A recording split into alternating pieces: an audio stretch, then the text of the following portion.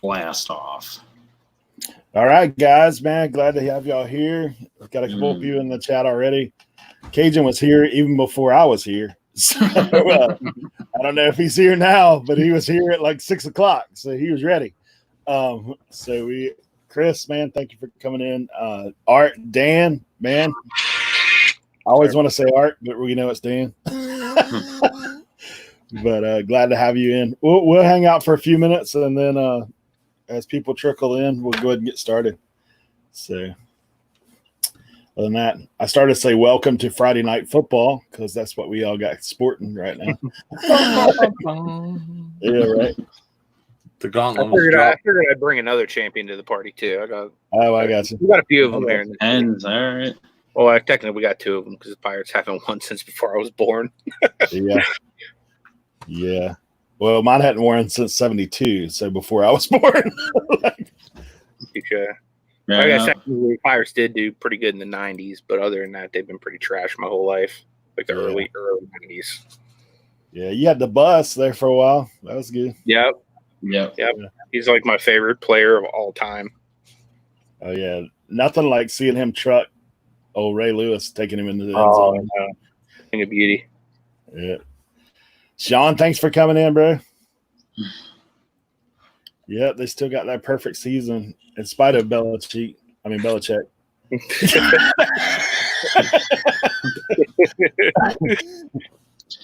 Hey, did you wear that Patriots jersey to the Jets locker room or what? No, but you know what? No, but here, you know what's the funny thing is that like when I was in the Jets locker room, all the former Pats players like Matt Chatham and a couple of those guys, they would talk about how much they loved Bill Belichick.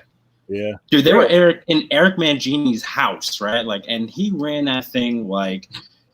He ran that thing like a boot camp. Like we had like dog tags and stuff like that because like they kind of like make it a theme, and like his theme was like to do that. And this dude, he would listen to rap videos beforehand or listen to rap music beforehand to screen the music that the players were going to listen to. So, if I was born and raised in Florida, Cajun, I would be a bandwagon Buccaneers fan. But like I was a Patriots fan during the Bledsoe days. Like I just happened to be like there at the right time. You know what I mean? Like there were some dark days as a Boston fan.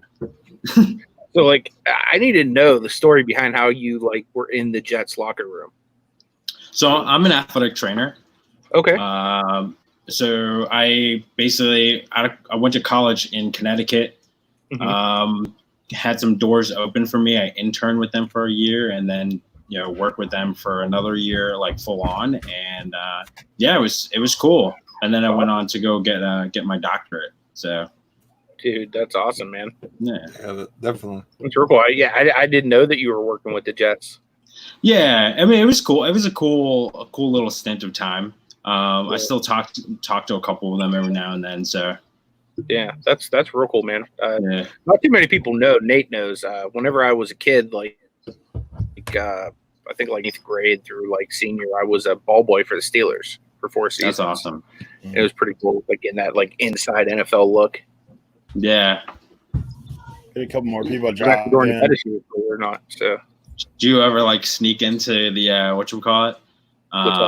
locker rooms and all that? I was already in there. Like the ball boys like took care of like all their equipment, their washing their laundry, like everything, man. So yeah. Sneak a couple of sweaty towels. Anthony like cleaning draws. We got the Redskin fan up in here. Tim just showed up. Got people picture in the house. So across the state from you guys a little bit. Yeah. Billy, Joe in the house. Thanks for coming in, bro. Frank, thanks for coming in. I know there's some more. I used to be a Cowboys fan too. When they fired Landry, I was done with them. I was little too. I was mad. Oh man. I was a little tiny kid. I was a Cowboys fan as well. That's gross. Yeah. Tamara, thanks for coming in. You need to take that jersey off and send it over here, Nate. He's like, you know what happened in 1995 that I'm still not over? That was the Super Bowl that was real awkward in my house because I was rooting. Oh no, I was a Steeler fan then. I was like on the verge of becoming a full-fledged Steeler fan, and I think I was mad at my dad, and I was like cheering for the Cowboys after we were getting our butts kicked, and he wouldn't talk to me for about a week after that. So. No, I started liking Dan Marino. I probably would have sent you to military camp or something.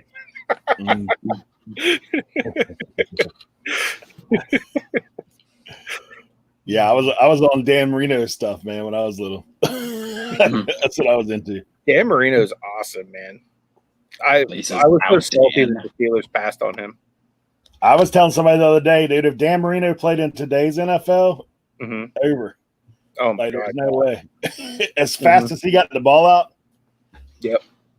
But one of those things. Especially we do have quite a few people in, so we'll go ahead and kind of get started. No, you did not show up to Football Channel, even though that's what we've been talking about to this point. But this is Reseller Roundtable. Just one little housekeeping thing. Jacob is not with us tonight. He's actually going to take some time off of YouTube. He works Monday through Friday, and he said, man, it just gets to be a little bit much. So he's going to be taking her easy. And so we're going to be me and Sam holding it down from here on in. And we do thank you guys for coming in and watching. If you have any questions for these guys, we try to make our shows all about our guests and make sure that we're looking to learn from them while they're here, and we'll try to fill in the gaps where we can. But we thank these guys for being here. So as always, Sam's here. All these guys' channels are in the description of this video. So if you are not subscribed to Anthony at Picksburgh or Nate at Everyday I'm Hustlin', go ahead and hit that up right now. If you get it, just click in the description down below, and you can go ahead and sub their channels if you're not here. But if you are, Tim said if you ever need a guest host, he's down. So yeah, we may hit you up on that, Tim. We're actually talking about the 3rd doing an open mic as well. So if you guys want to be a part of that, we'll have them in. So Nate and Anthony, I'm gonna pitch to you guys and let you go ahead and introduce yourself. I think most people probably know you, but in the off chance that they don't, we'll do that. Sure. And before that, let me give Jane thanks for being here. What's and up, Christina, Jane? Obviously. Yeah, so my name's Anthony. My channel is Picksburgh. I do yard sale thrifting videos. Me and Nate, we host a reseller morning show Monday through Friday at 10 a.m. Eastern Standard Time. We've been doing that for over 6 months now, and yeah, so we try to put content out every single day for you guys. Miss Janet, thanks for popping in. So Nate, you go ahead and give us a brief one, man. What up, everyone? Nate, Everyday I'm Hustling. I do a sprinkle Amazon, a sprinkle eBay, and a little dash of Macari. Sprinkle, my man. Work full time, but I'm going to try and get to quit my job and go full time reseller.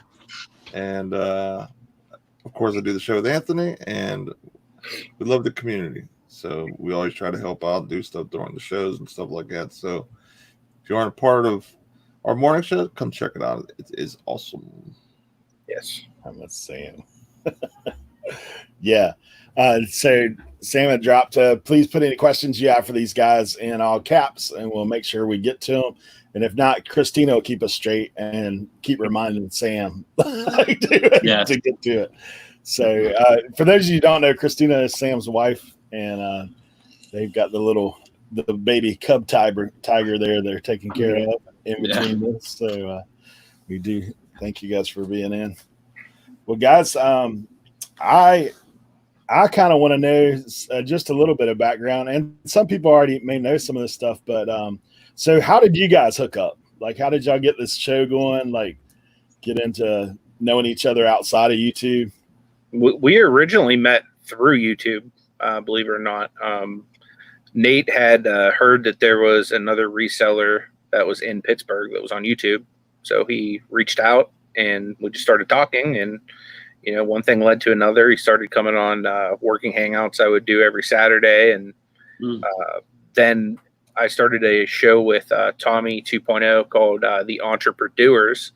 And Nate started coming on as a guest in the beginning, and then he just like became, part of the show with us. And, once we stopped doing that show, we just kind of rolled into Ecom Beyond, just me and Nate doing our thing.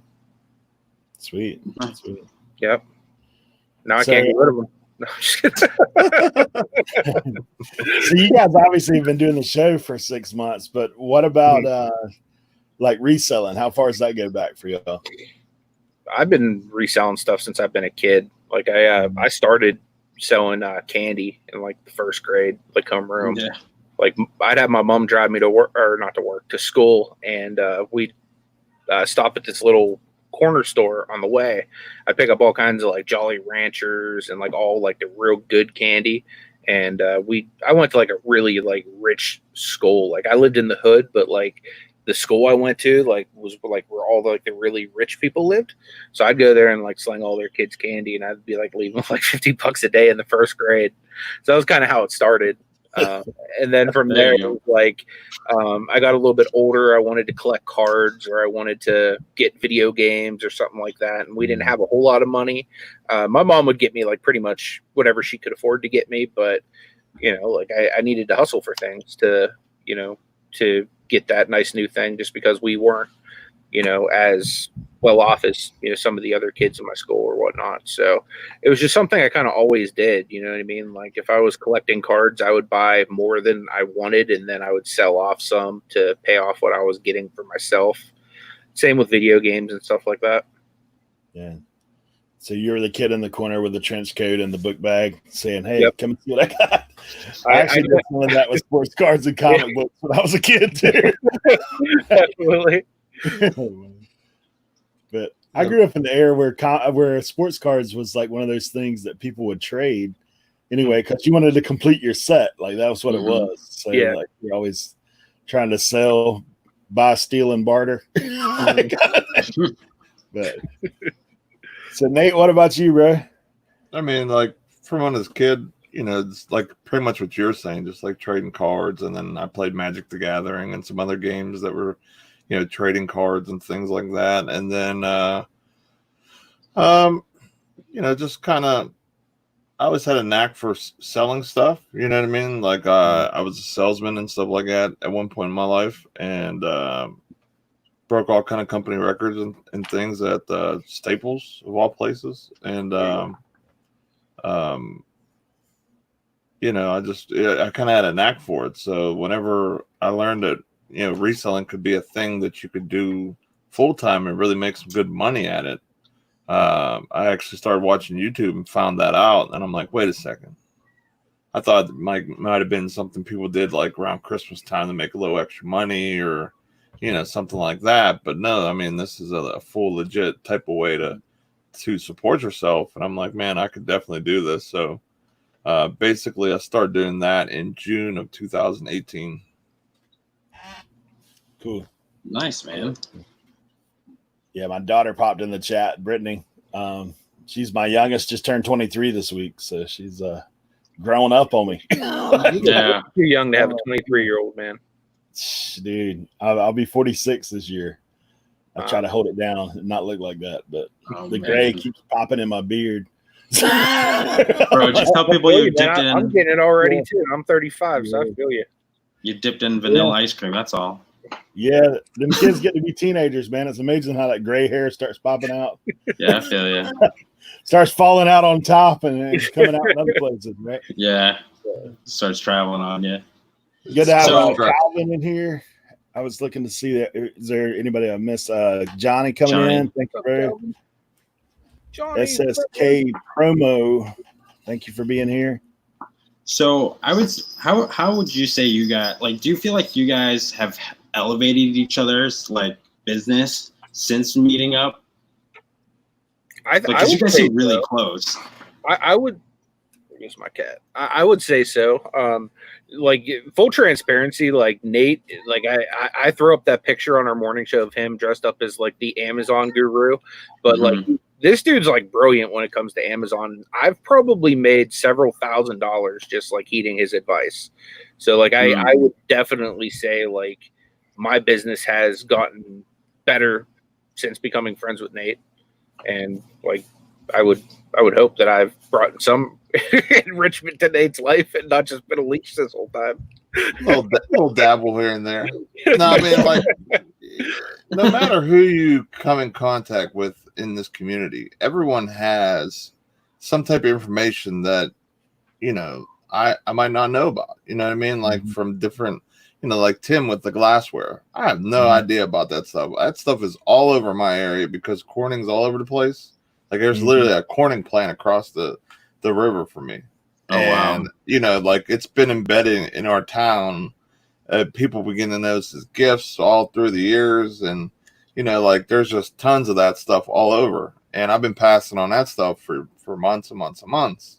So, like, for example, like Tim, like I would, you know, got in contact with him and actually, you know, was able to sit down and, like, you know, talk with him. Like there's money all over the place just like that.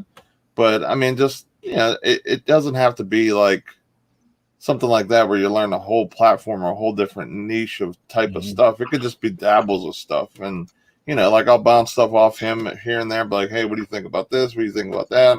And vice versa. And that's really nice to have someone that you trust that has, you know, that does this and be able to bounce things off of and know that they're going to give you a good, honest opinion, because sometimes you meet certain people, they might have an opposite feeling. They might want to try and hurt you or they get upset of your success or whatever the case may be. Not, of course, a lot of people, but, you know, you get the occasional person like that. So me and Anthony have a very, you know, awesome friendship where I'm able to bounce some things from time to time and vice versa. And we know that, you know, our information we share is sincere and genuine because I want to see him do well and he wants me to do well as well. So, right. Because it can get pretty lonely, anybody who's doing this long, you know, who's been doing this a while, right? Definitely. And, you know, even if like, it's just, even if you're kind of mingling in the chats and stuff like that, you know, you're still kind of missing that little bit of connection. So that's awesome that you guys have that. Definitely. Definitely makes it a lot easier. Yeah, I know when I first started watching just YouTube channels, like I'd be the person in the chat just like soaking it up, not knowing anybody, scared to kind of talk to people just because they're like, well, who next this guy? You know what I mean? I mean, I can understand why people would do that, but like, you know, our community as a whole was so friendly and so supportive. Right. If there is anybody out there, we want them to, you know, basically come forth and say, hey, and then like this way they can be a part of us instead of just kind of hanging out in the background. You know what I mean? So almost scared.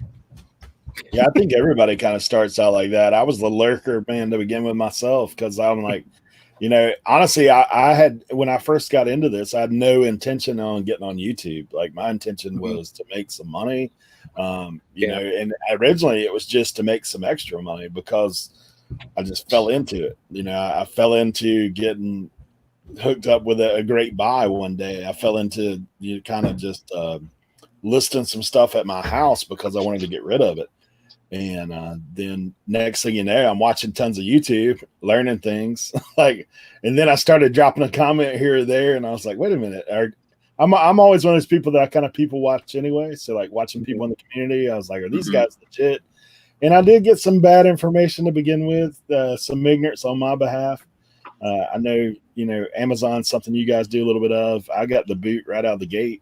So and it was because, man, I didn't know any better, truthfully, and I didn't have somebody to talk to about it. Because if I had, they would have told me, dude, if you see an Amazon item in the bolo, stay away. Like, right? If someone's giving that information out, that's not what you pick up. But so I got a grocery item, and I actually got a bunch of variations of that. So you know how Amazon's 3 strikes you're out. That's what happened to me.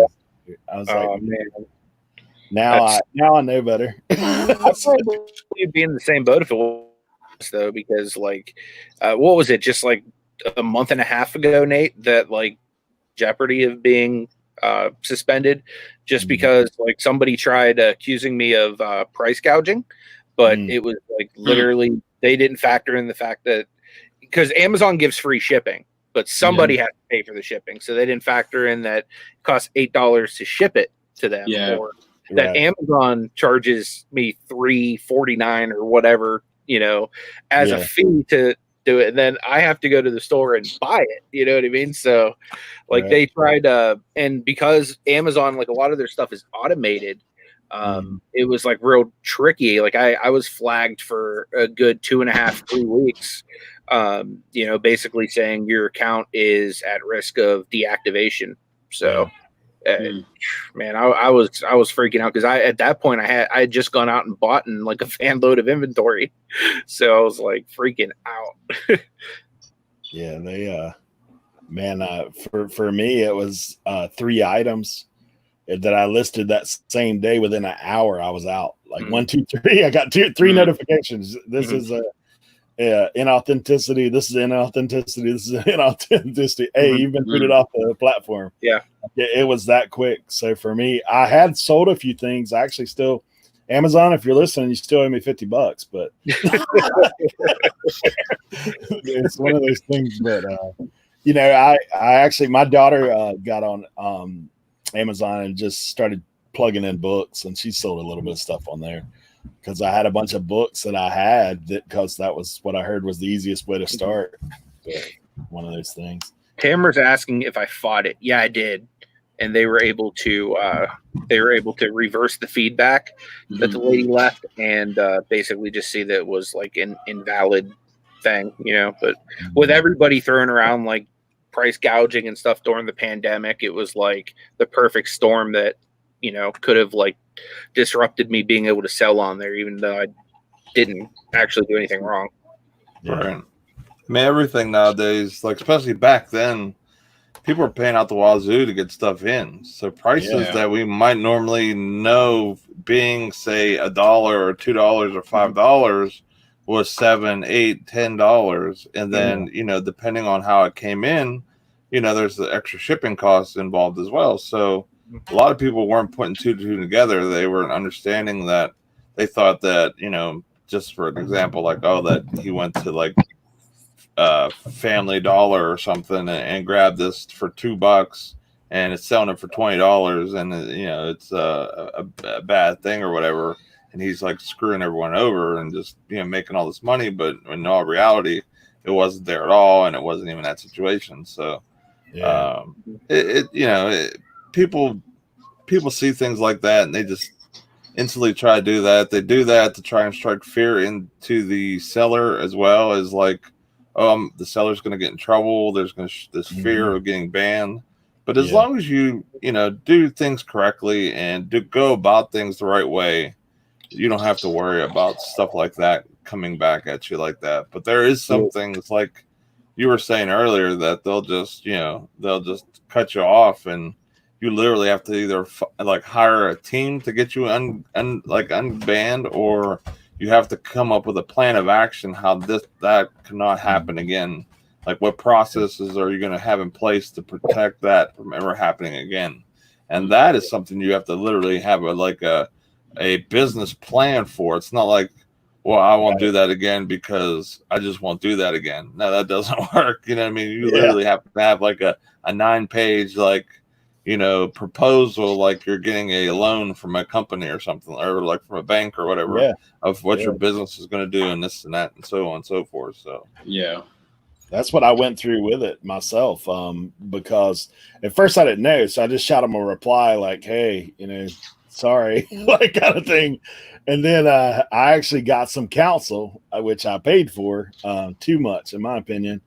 And those guys kind of took over and helped me write an action plan, and I still got nowhere. That was October, and I still send them an email about every month just to see what'll happen. But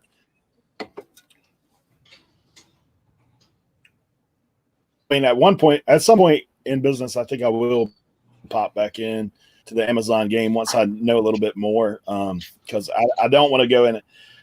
My advice, honestly, for a lot of new resellers is, dude, don't jump both feet into Amazon unless you've got somebody kind of helping you along the way, because you will kind of get in trouble pretty quick if you're not schooled on some things. That's for sure. But I see some guys putting in here about eBay, like I've never had a problem with eBay like that. I did get flagged one time for what do you call it?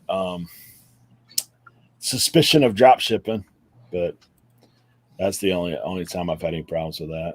I got that once for dropping off mail on my way to work, and because it wasn't my, home postal, thing, and I drive a half hour, they tried to say that as well, and I'm like, do realize it's like 20 minutes up the road, and I'm on my way to work, and I could drop that off. I says, if that's drop shipping, I don't know what to tell you, but and they took away my my top seller status and charged me all kind of fees for all those sales for like a week, and then finally it came back. So, and then I told them, I says, well, what about my discount for that week or two? And they're like, well, there's nothing we can do about that. I says, yeah, I'm sure you're right about that, huh?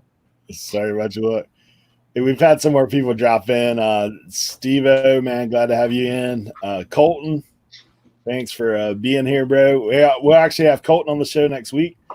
Colton and Courtney, and they'll be talking about rat killing. Now, if you haven't seen their video, that's what I'm referring to. But rat in the warehouse. Jimmy's in the house. Good to have you, Jimmy. We had Jimmy on last week. Man, we appreciate it. Lone Star Picker. Good to have you with us today. And let's see if I missed anybody. Richard, thanks for being here, bro. Yeah. Andy. Yeah. Did you make bread as far as money, or did you make bread as far as bread? Either way, I still want some. Because bread's a pretty hot item right now. You can sell a bread maker still. Cool. You guys want to tackle Janet? Yeah.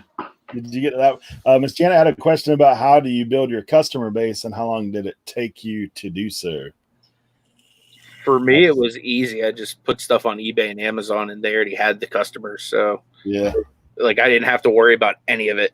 Like I just plugged in with already established customer bases. Yeah, it's same here. I mean, the only difference would be you can do some things to get customers to come back, and then that becomes regular customers, but you have to have products that they would want to come back and buy every time. And like if it's the same product, if it's like something that's a replenishable where basically like you just keep grabbing it and sourcing it, like say like a food item or something like that, or a cleaning supply or whatever, it's something that they're just going to use, and then you can give them like different discounts and things like that, or you just have a really good price and really quick shipping, and they're like, I want to keep dealing with this guy, and he has a pretty nice beard, so we're just going to keep buying from him. There you go. I mean, that's honestly the truth. Like with eBay and Amazon, there's not much you could do because that platform, you're basically selling blind for the most part because everyone's a username. You can't get Amazon, they'll show you like their information and stuff like that, but you can't really like send them like mail or anything, you know what I mean? I'm sure that would be pretty against the rules or whatever. It's basically just for basic information or whatever for your knowledge, but eBay, you get nothing but their address basically. So, Dan had popped in. What's up, Dan? Steve wanted to know if you guys sell on Macari. Yeah, I sell a lot on Macari actually. Nate does too. Do a little dibble dabble. Yeah, probably about 50. Y'all are speaking Sam's language now. I feel like Steve-O posted some. He crushed it. He's like had $8,000 in sales on Macari so far. That's I just crossed the 4K mark, so I'm like, snap, that's awesome. Nice. I don't know what it is, but my eBay is just down. My Macari's down, so I have no answers on getting sales like that. Garage sales with me tomorrow, bro. Garage sales? What? You found a cluster cell? Did you send me with the playoffs? Playoffs? Say something about playoffs? I'm trying to see what this T's in the house. T in the house, yeah. What? Andy, what's he talking about? Did I miss something? Obtain it from their API. It's a free game. I don't know. don't know what that is. He might be talking about the information on Amazon Nate was talking about, maybe. Yeah, like okay. from your order, like queues and things like that. You can see all their data and phone number, so on and so forth. But that's more or less like for your just basic information on who you're dealing with. So if there's a customer you're having problems with, you can literally note that address and not deal with that household anymore. That's pretty cool. Miss Jana, as far as customer base for other people, I know that there are people that buy from specific resellers over and over again. As far as like people that are just wanting to help support, we have a lot of that in here. I know I've had a few resellers that have reached out and bought stuff from me. So I know that does happen as well. That's what I like about with Mercari. If somebody buys something from you and they rate you, Mercari kind of forces them to follow you. So if you do release like new stuff, Mercari will tell them, which is really nice. Yeah. That's nice. That is pretty cool. It's like it's like free promotion to those customers because they like what you did and stuff like that. So yeah, assuming if you're like you'll see a lot more niche stores in Mercari. I mean, it's like eBay too. So you have folks with like one-offs, and then you have folks who are just hanging one niche, whatever. Or you got someone like me who just drops everything from eBay over to Mercari, cross posting it. Are you using a cross-listing program, or are you just manually doing it? I use Vendu. I had the 100 some listing one. I dropped recently down to 25 because I haven't been listing as much. I haven't been having as much inventory. My Goodwills and stuff like that have been horrible. RA has been a little bit dried up for the most part in some places. If there is, it's usually for Amazon. So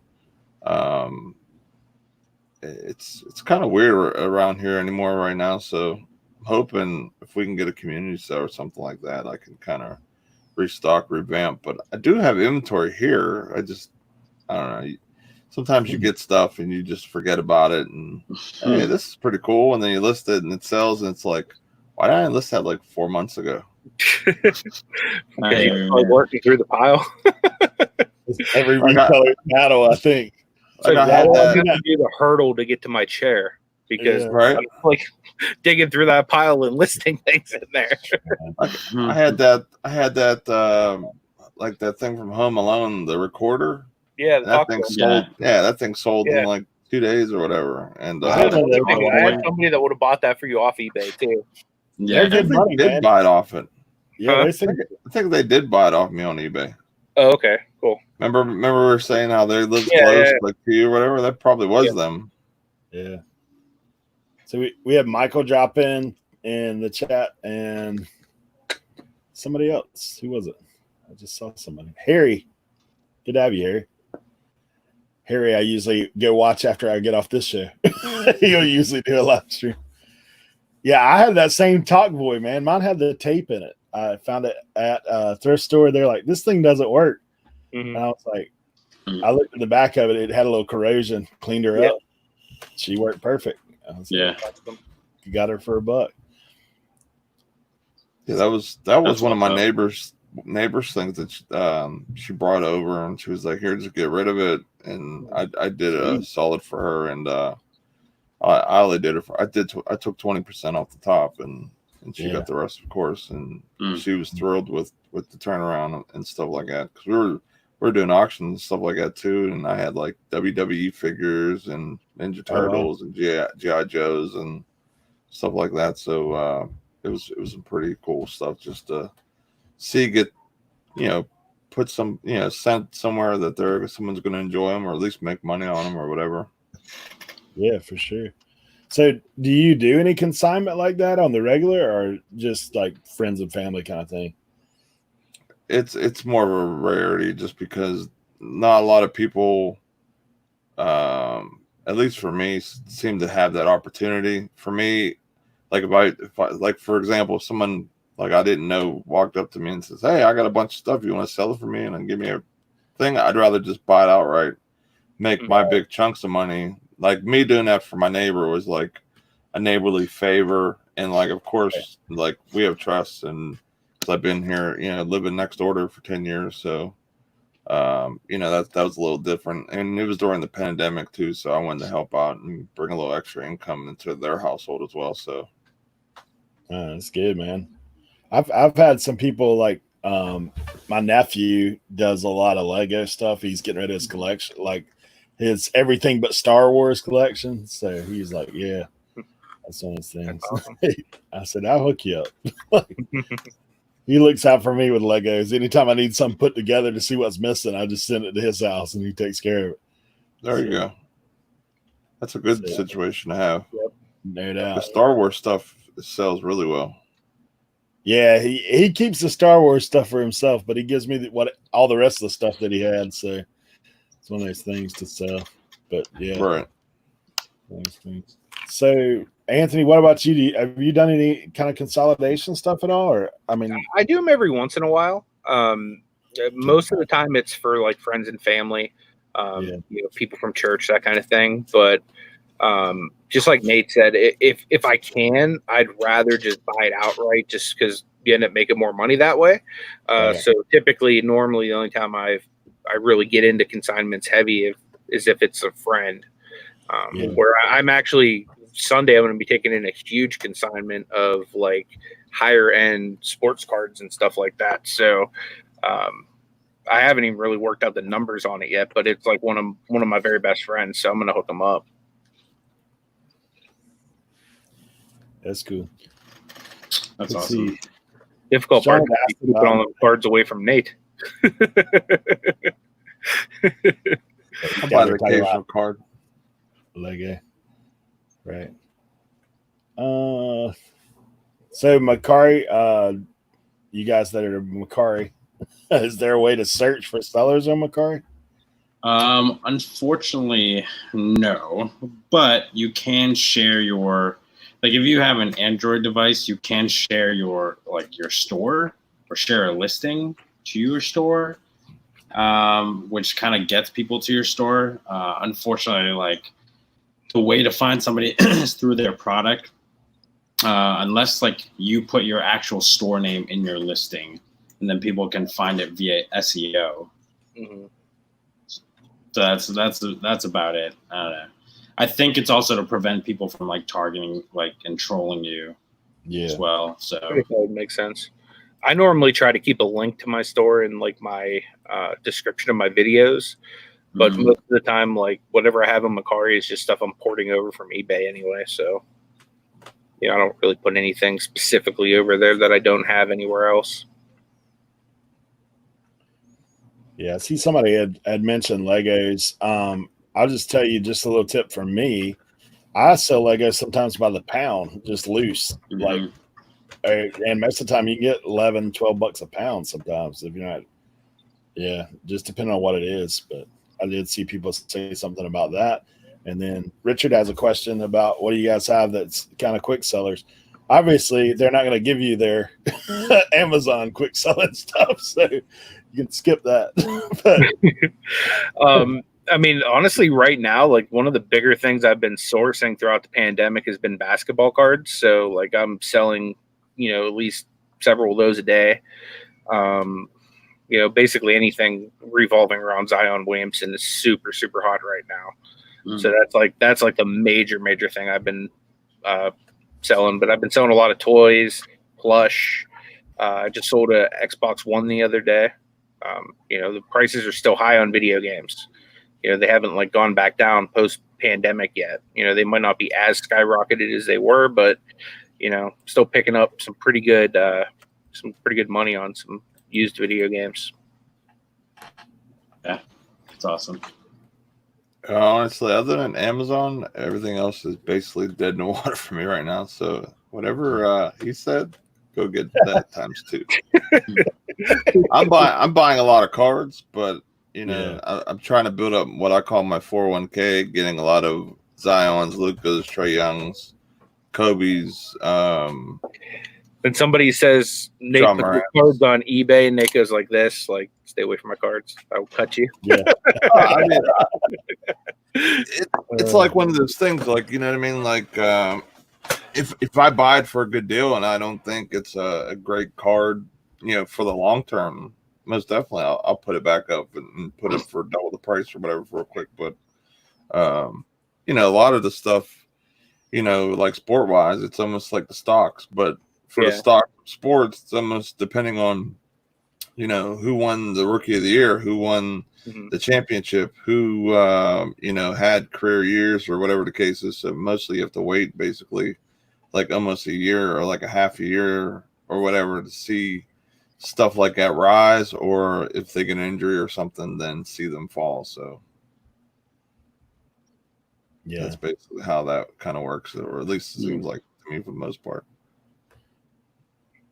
For sure. Yeah, I pretty much sell a little bit of everything, so I haven't really. It's hard to say. I mean, I never know from day to day what's going to sell, to be honest, because like I don't really have a specialty thing.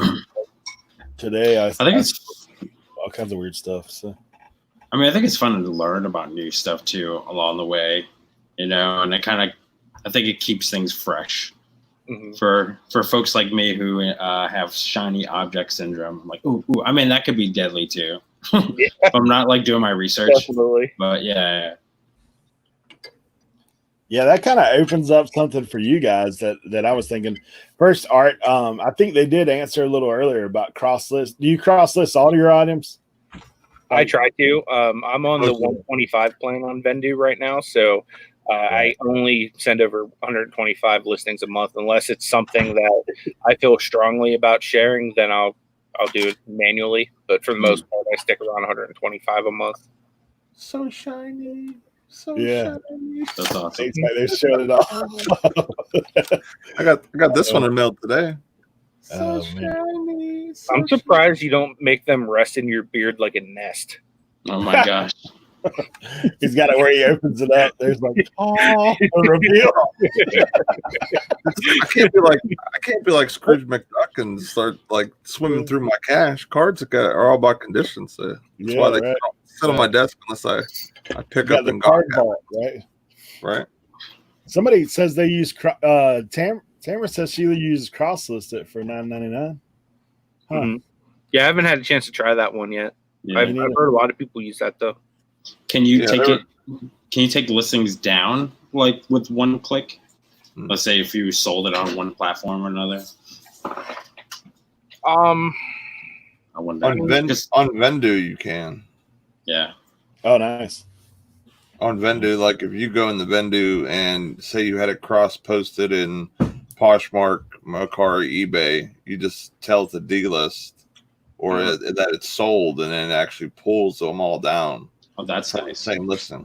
But I mean, like for example, say I'm at work and I can't log into Vendu because maybe I didn't even know I had a sale or whatever, and it sells on the other platform, it doesn't automatically pull it. So I have to do the manual, you know, on that website. So I mean, there's not really anything that at least I know of that does that automatically. Whoever can figure out that technology, they would have one heck of a, you know, they're making millions. Yeah.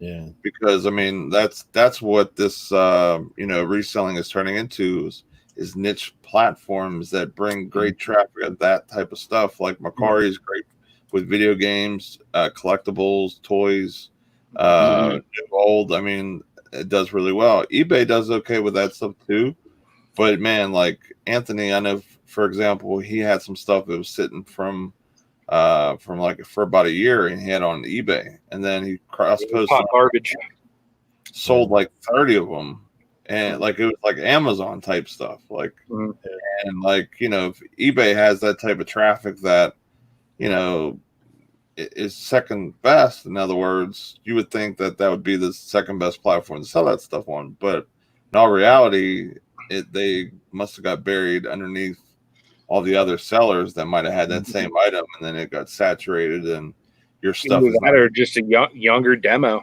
You know what I mean? Like, it was an action figure, so you know most that stuff's going to go to a younger audience anyway, because it wasn't like something that was super collectible. It'd be something a kid would want to play with, you know. Right. It's crazy. I mean, we've been talking lately about how Macari, man, they've been doing a ton of advertising. Like I've noticed even like I have a bunch of streaming services, but like I have Sling TV too. Like not that that's all I use, but like we have Sling TV, it's like free package, and I'm sitting there watching a show on it, and I'm like, man, I mean, there's Macari. Like about every third episode, Macari ad will pop up, and I was like, I think too maybe just less competition on that platform in the sense of, I mean, think how many eBay sellers there are out there. Mm-hmm. Like if everybody's trying to unload that same stuff and you drop stuff in, and younger demographic for sure. Yeah, definitely. And also, you know, for us going on Macari, it's less fees. Like at 10% is like so nice. I mean, for example, like we're talking today it was not today, but I think it was yesterday on our show. We're talking about doing trending promotion, promotional listings and stuff like that. And you know, you start adding in 5, 10, 5, 7, 8, 4%. You know, you're already at like 11.5, 12% to begin with, and you add that in there, and now you're almost at Poshmark prices, for your fees. So, I mean, even though you might get more sales because of that, if you're not sourcing right and not making the good margins on it, it's almost better that it didn't sell, and because of the fees are so high. So, eBay's starting to become a little more, like pay to play type of, way of things in a way. I would say that's part of the question that he's asking there. Part of it was demographic. I'd say the other part is, since Macari doesn't have the multi-quantity feature, every single time it sells, I'd have to manually relist it. So it's becoming a fresh listing again. So I don't know if that helped it a little bit more or not, but I don't know. That's the other thing that was kind of in the back of my mind. Not only is there a younger demo on Macari, but it's also a fresh listing each time it had to sell. I mean, it's smoother too, because you think, even if forget about the younger folks, right? You think about even your older folks who might not be as tech savvy. Yeah. And it's not as like crazy. I don't have to go into like my eBay app to just comp something, like go hit the bar and then go to show more and then do completed and sold, and then I can see it. Like I go to Macari, there's 1 or 2 tabs, like what's listed and what's sold. Yeah. Exactly. So like it really doesn't make it that hard for like sellers especially. And I don't know how folks are doing with returns right now. I imagine as things are getting tight, people are renting stuff and putting in returns. I've never had a Macari return. Yeah, I've been on it for over a year. Yeah. I've never had a return from them. Well, like after 3 days, it's done. You know what I mean? Mm-hmm. The only thing I could say bad about Macari is their shipping guarantee that they have. And I sent a Atari, and the buyer paid shipping, and I had it for UPS. So the box goes all the way to California. The guy goes, whoever shipped this, they literally must have dropped this on its corner. It broke the Atari system, like basically like right in half, or like we're on the edge. I didn't even look at it. I was so mad. It's still upstairs in my hallway. He's like, how do we proceed? I was like, well, just, getting hold of Macari, because this was during the pandemic and everything was kind of real weird, and I never had to deal with a return on Macari. It wasn't like I can ask for pictures, which is another downside to Macari. You can't get like pictures or information back and forth like you can with eBay. eBay, you can send pictures back and forth. So if, say, that was my label, for example, I'm able to now go to UPS or USPS and do the insurance claim with them, or for example. But so because so I guess Macari talked to the buyer gave them information. Even though it was dropped on its corner or whatever, they said that they needed to have 3 inches of void fill on the outside of the box in all directions. So basically, like if you're shipping something in a 6x6x6, you're basically shipping in a 3x3x3 because it all has to have 3 inches of void fill around the outsides to be protected by Macari's $200 shipping guarantee that they have, or whatever the case is. So if you're doing any type of Macari stuff, do not pick UPS. They are doo-doo brown. Hey, we're only 15 minutes in. I was waiting. They push UPS too. Like, say you're sending something that's 2 pounds, they're going to charge you $11 if you're taking their label, $11 to your buyer for a 2 pound package, and then they're going to offer them like UPS at like a $9.99 rate or something cheaper. So I've noticed that because my wife is she's brand new to Macari. And she's still learning the whole shipping thing, and like it drives me crazy because like every other day, like because I have pickups at my house for my packages. I started that during the pandemic, so now I don't have to go anywhere like most days because I just put it on my porch right underneath my Ring doorbell, and it's like good to go. And then like all of a sudden, I keep getting all these like UPS orders coming through. I'm like, "What are you doing, babe?" And she keeps setting it up as like UPS because it's the cheapest option. Because she doesn't understand fully like the whole shipping metrics and everything yet. But yeah, it seems to me like just from setting up a lot of different Macari listings, it seems like they do try to push UPS a little bit more so than some of the other providers. Well, they probably make money on the backside. That probably. They try and make it like, it seems like they try and make it more like a flat rate shipping option. Yeah. So anything under a pound is USPS. Yeah. 2 pounds, 2 to 5 pounds, or 1 to like 5 pounds is like UPS, and then 5 pounds and up is FedEx. At least that's where I've seen. Yeah, pirate ship. Like for the shipping of the Atari, like because I had this like really big, it was like a game case, like or something you would normally sit on top of like your table or whatever that holds your games for the Atari. Yeah, it was a real nice, like it wasn't glass, but it was like a real heavy plastic. It was like from back in the day. So I shipped that Atari, 30 games, a bunch of different like controllers. So it was a big box. It was I think it was a 16 by 12 by 8. And babe, you just gotta boil like the vegetables and stuff. So it's shipped, and you know the buyer only had to pay like I think it was like $9 or $10 for shipping all the way to California from Pennsylvania. So it was actually a really good deal for the buyer and for me because you know like I didn't have to pay more money for fees because if I did free shipping on that Macari order or whatever, then I'd had to pay you know the 10% on that. More on that amount because I have to add shipping into it versus, you know, when you buy the label, you know what I mean? I'm only getting charged for say $30 instead of like 40 or 45 because I have to add in that amount for the shipping or whatever. So that's more or less why I like to do it because if I do like promotions and stuff like that, I know, okay, the only thing I have to worry about is what I'm getting. And they make it real easy to figure out like, if you accept this deal or whatever, you get this. So you could see in black and white what you're getting paid, and I don't have to worry about the label. So from now on, I don't do anything UPS on that website. I do everything else FedEx, free pickups with FedEx, and free pickups with UPS or USPS. And I don't do anything with UPS after what happened. Today I was looking in because obviously with eBay, I mean, managed payments is inevitable. It's coming, like it or lump it. Like that's what's going to happen. Yeah. So I was actually looking and doing a little, because I don't know if you guys noticed. I mean, eBay has updated the dashboard in the back. Like there's some extra performance stuff in there. Yeah. So I was in there looking at fees because the one thing with eBay, dude, I mean, you got to be like, have the memory of an elephant or whatever to try to remember what is what, because I didn't know until today looking down, and maybe this is just the new platform, because I was looking to see what the fees are going to be on the managed payment.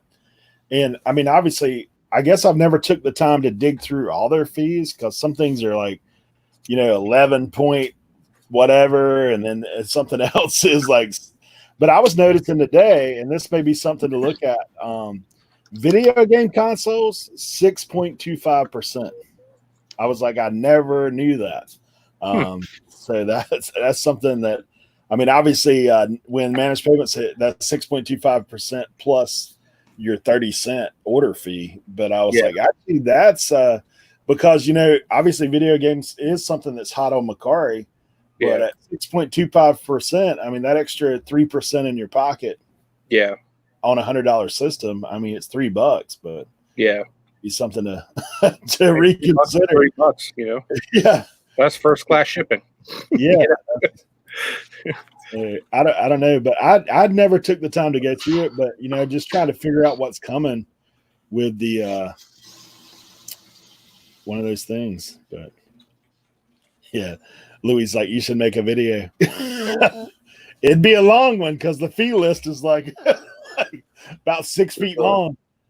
But Definitely. yeah, I think it is one of those things. Everybody's kind of like about Macari is the whole fee structure. Everything's up front. You don't have to worry about bills at the end of the month. Yeah.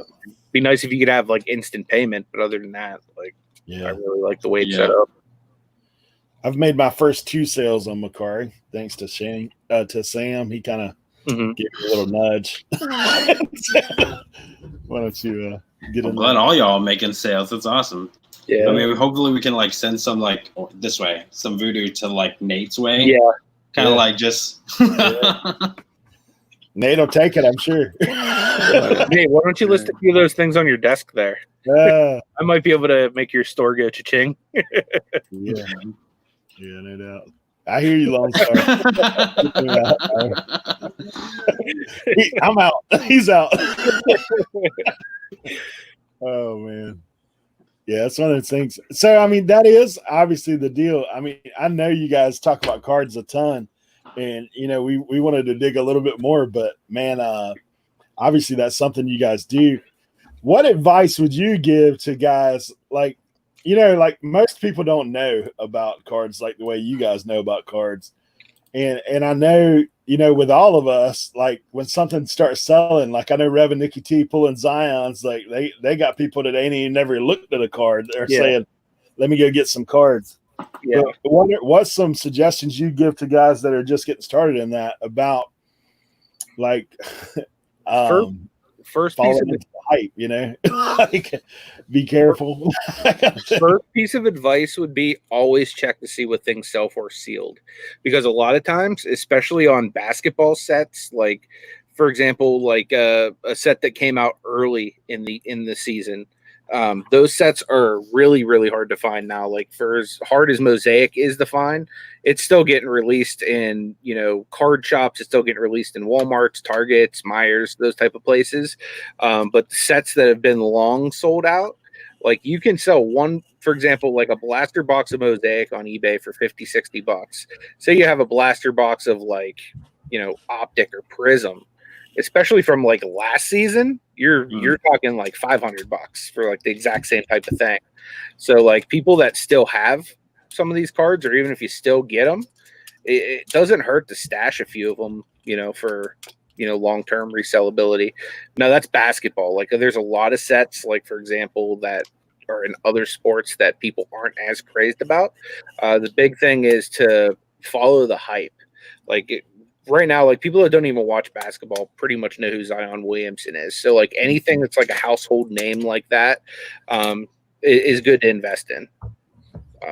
But what I would suggest, if you're looking to get into it, to resell the cards personally, the things you want to look for is rookies. You want to look for any kind of parallels, shiny cards. And then you want to always look for the Hall of Fame / All-Star type players. Those are the ones that people are always trying to buy. The one thing that you definitely want to pay attention to, or at least ask maybe somebody that is super knowledgeable within sports, of course, me and Anthony, we love football. We love, sports in general for the most part. So we have at least a nice base amount of knowledge at the very least in about everything but probably soccer.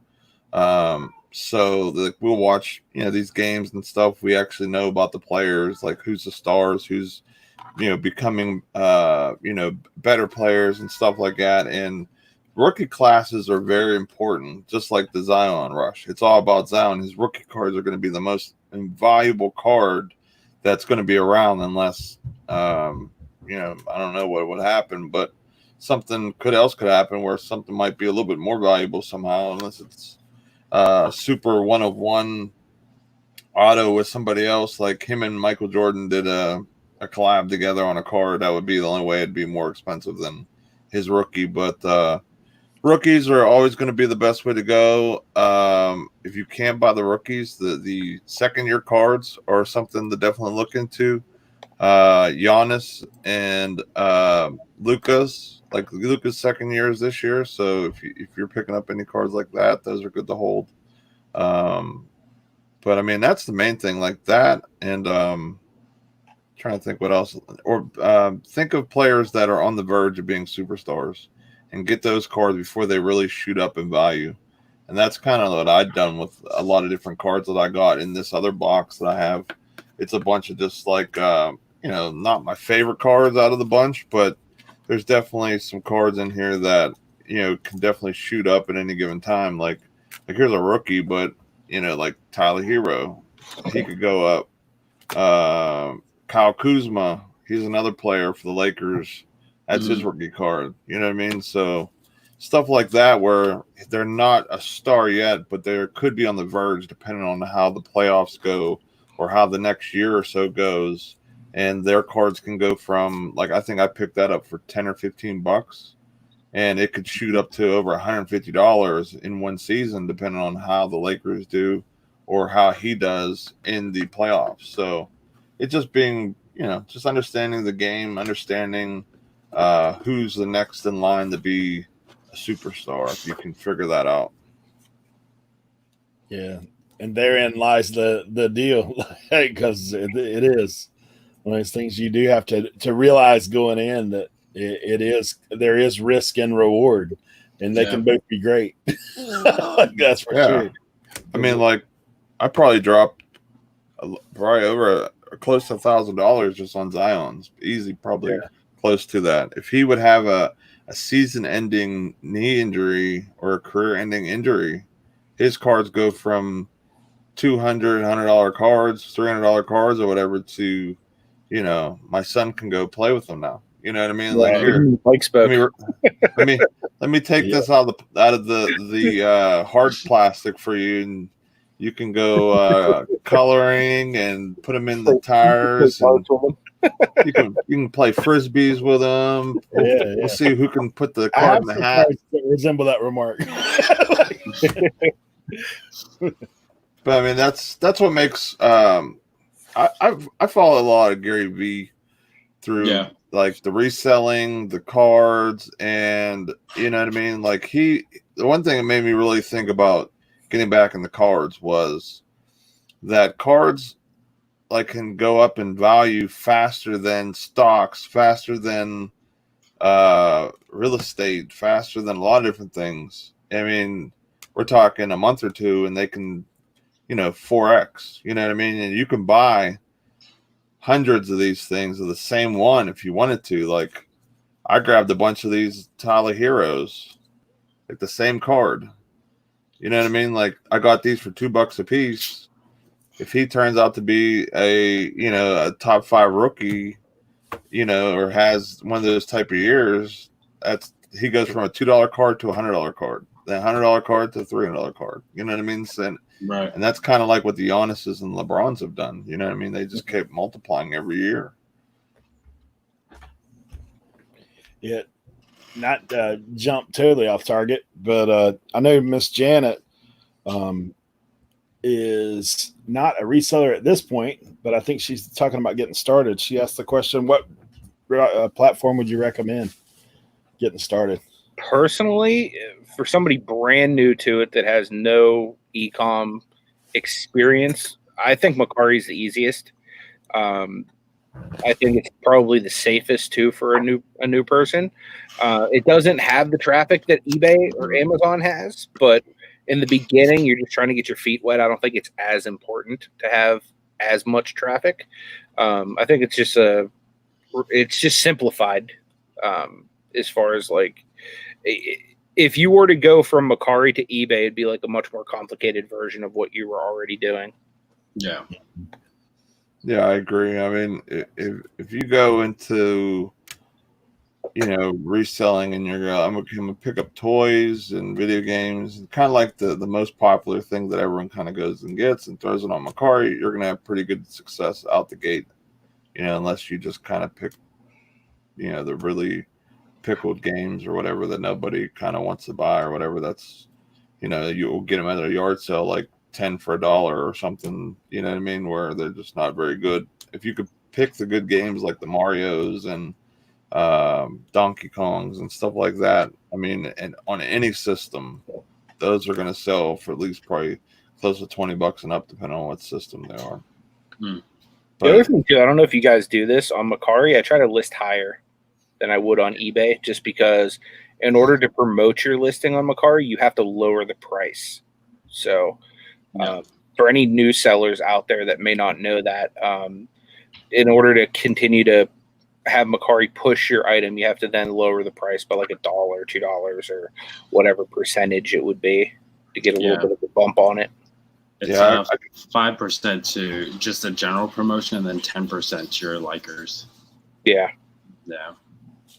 It's almost like I don't know if you guys watch like Grimes auctions. Like he'll do auctions where you basically like you know, like you throw up a number and the last second whoever gets it type thing. That's basically almost like how Mercari is, but you start the highest and you drop it down and whoever grabs it gets it type thing. That's kind of how it works.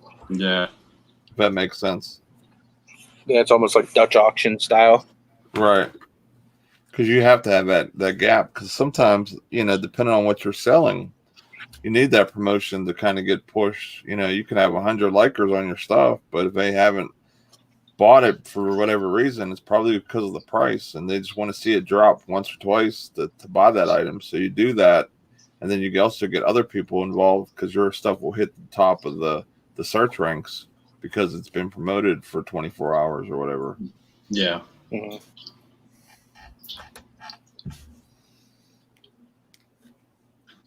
I've never actually been on Grailed, so I'm not entirely sure where that goes.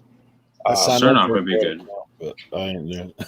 Cernock would be a good resource for that. But I think you're right. I mean, at the end of the day, right, it's like if it doesn't sell, you didn't really make money on it. Mm-hmm. You know, and you hear folks that I think that's why people crosslist, right? Because it's getting more eyeballs on it. You know, something that is like, I know everybody talks about toys and video games and stuff like that, but Mercari's trying to crack into like handcrafts and like vintage stuff. So trying to pull some of that Etsy crowd and the eBay crowd over, you know. Yeah, for sure. You have a good one, Tamara. Thanks for hanging out. Thanks for coming in. We, you know, I've looked at some of those other platforms as well, but I mean, honestly, for me, what I've looked at now is I think I'd have to be a lot more organized to do that than what I am right now. Like, to be honest, because like, dude, I mean, thinking about something selling on another platform and then, you know, being like, where's it at or something like that, I think it's you know, for me, I've got primarily eBay, and like I said, I've done a little bit of listing on Mercari, but Grailed I looked at because I've got some vintage clothing that I think probably would do good on that, but I just don't, you know, it's one of those things. It's clothing, so you know where it's sitting in the death pile. One of those things. But, yeah, I mean, with Grailed and stuff like that, if you really know clothing and trends and what's hot and what people are looking for, it's almost like selling clothing on Amazon in a way. You know what I mean? Because those buyers are there looking for that type of stuff. You know what I mean? That, you know, brand or whatever, that colorway or whatever of a shoe or a piece of clothing or whatever. So, I mean, if you have that eye and you're in the fashion and understanding, you know, what the, you know, what people are buying that are in a certain age group or type of niche, type of style, you could do really well on those platforms. That's for sure. Definitely. Yeah, I think it's one of those things. I mean, I know the trend right now that I see is, man, go to a thrift store. Who's in there shopping? Like it used to, when you went to thrift stores, all you saw was older people. Like now, I don't know about where you guys are at, but here on the beach, dude, I mean, there's groups of like college age kids rolling in, like just rolling out clothes, like on the steady. So if you're in that platform, you know, I mean, that's definitely people that are looking for it, and the older the better. Like they're wearing some stuff that we thought had gone long out of style when I was a kid. Oh yeah. I mean, I couldn't believe that Champion came back as hard as it did. Yeah. I know. Like it never was a popular brand other than like back in the day on like NBA jerseys. Like they had that deal back in the day when like the Bulls were hot and everything. Yep. And you know, like recently they've turned into basically almost like the Supreme-esque brand. You know, I won't come up there that, Supreme, but well, yeah, you know what I mean? Like they're couple designs that they have. It's like really like in your face, like Champion. It is going for top dollar like that. Yeah, it's crazy. People, well, it's crazy too because like think back. So when I was young, I mean, like I said, I'm probably a little older than all y'all, but when I was young, I remember Champion suede sneakers. Like those were the only hot thing that Champion really had that people would wear. And then if you played sports, a lot of their stuff was more geared towards sports in the sense before people really collecting jerseys like that. Like my high school uniforms were Champion. I remember that. And but then it fell out, and then where were you buying Champion after that? At Kmart. Like I mean, like for the longest time, that's where it is. And then all of a sudden, in 1 year's time, you look and it's like it's not in Kmart anymore; it's in the mall, and there's whole stores full of it. You're like, what in the world happened? It might even have been at Walmart. Yeah, if I remember right, I think Champion was a Walmart brand for a minute there. I think. Yeah, they all. I mean, they all have. Had that stuff going on. I'm like, man, you know, for me, it's amazing. Like I found a while back some vintage like Jordache jeans from like '89, and they're back. Like somebody paid $65 for one. I was like, wow. It's crazy, man. And I found them new with tags, though. I will say that. But back then, the denim didn't stretch, so it weren't made for people like my size. I hear you. Had to stop in the husky section. Well, that makes three of us. Yeah, right. As my mom would say, "You're big and tall," and that's where I lived, was in the big and tall. It's funny. I used to be skinny till I got out of high school. Yeah, but I literally came out the womb like this, basically. So maybe not as big, but from day one, huh? Yeah, definitely. Most definitely. Yeah, I don't know if some of the younger guys remember that stuff, but they used to have the husky section, like even for kids. Like, oh, you got the husky size. You got to go. Bro, and like English is my second language. I was like, why am I going to the dog size clothes? It makes no sense. Yeah, Andy's talking about it. Champion was for the poor kids. I wore Champion back then and got made fun of. Yo, I mean, even like those Fila shoes with the thick soles. Yeah. Like those, like girls are like loving those. I was like, what, really? Mm-hmm. What, like the Grand Hills you're talking about? I don't know. What are those like Fila big old thick sole dad shoes? Yeah, I don't know. What I think they're the Grand Hills from back in the day. Yeah, those were like the Fila's like go to like line or whatever back in the day when he was big and popular. I had those shoes back in the day. Mm-hmm. Yeah, I had some Fila that were like the white, red, and red, white, and blue Fila back in the day. But that was kind of like a quick trend back then, though. It rolled through. I like to think back in the day I was a little. I had some swag, maybe a little bit, just a little bit. Dude, I bought section. I had Reebok Pumps 1, the very first ones that came out, dude. Paid like $170 for them. This is like 90, 91. So I mowed like 3 weeks of grass to get them rigs, man. Like, I got them things. I had them for 2 weeks, and the air bladder popped in them. Oh, beginning of the basketball season, dude. I was like, "Are you kidding me, man? Like, what's up?" Bro, if that happened on national television, you would have had a shoe deal. Yeah, right. You'd have been Zion 2.0. Actually, Zion would have been your 2.1, 2.0. Yeah. Man, yeah, it's crazy, dude. Those things weighed about 5 pounds a piece, so easy. Oh yeah, yeah. You got to figure just to have that form around your foot like that. I mean, all that added cushion and everything else. Louis talking about wearing the Spicolis back in the day. Dude, Vans are back at it too. Like those are hot in the skateboarder crews nowadays. They're back at it. Once that movie Fast Times at Richmond High came out, though, those black and white Vans were what everybody was wearing. Spicolis. Yeah, I mean, just going out to the mall and just walking around or go to the movies or whatever, wherever you can find a group of, college kids or high school, seniors or whatever, you go watch and see what they're wearing. You're going to understand what's hot real quick. Bro, I think a lot of them are sitting in basements playing League of Legends. hey now. I used to play League of Legends. I know, but I'm speaking from experience. So, game on. Yeah.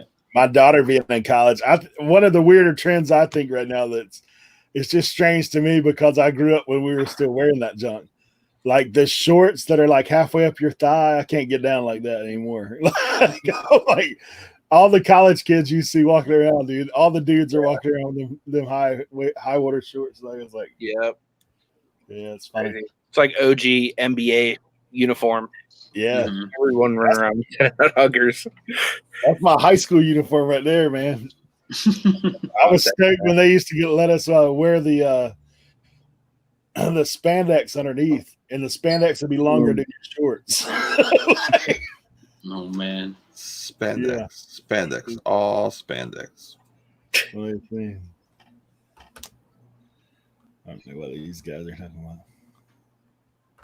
Pink Pro Wings, I hear you. Going down memory lane. Yeah, no doubt. I mean, that's all I think about now. Like with a kid, I'm like, all right, what could they possibly own now that I can like save? Like my mom sent me a baby outfit that I had, and it's like vintage Disney. It's like single stitch in really great condition. I don't know what vintage baby clothes goes for, but like I'm like, oh, this is awesome. I'm obviously gonna let my son wear it a couple times and then see where it goes from there. You'll be surprised.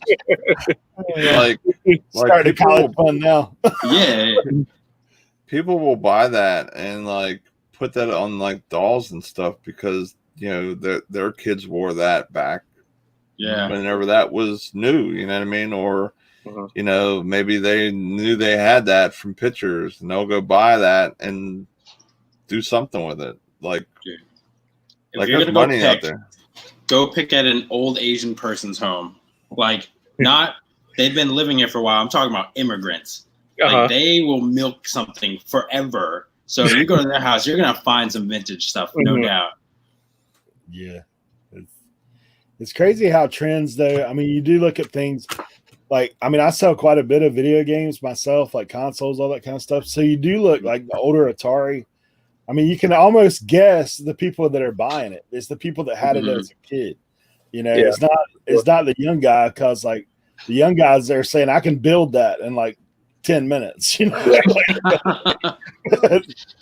went to somebody's house the other day at a yard sale. This guy I actually knew, and he's like, I asked him straight up. I was like, "You guys have any video game stuff?" Well, he's got his son living in the basement there, who's like probably 30 years old. And that dude is in there, and he's like, he built an Atari system, like an arcade game, and had every Atari game made on it. And I was like, yeah, because it's only 8-bit. You can make it play it on your phone. Like if you want to do. But that's why I think like things started moving up, like Nintendo. Who knows when PS5 comes out, what values will come on some of these older systems? Yeah. Well, that's what's crazy. Like, like for the longest, 64 and Super Nintendo have been hot. So what's next? It's going to be PS2, PS1. Right. It just goes down the ladder as we get new systems or whatever. The age group switches and moves, and next this was what was hot when they were kids or when they were in high school or whatever. So it just kind of just moves down the line as new stuff comes out in a weird type of way. Mm-hmm.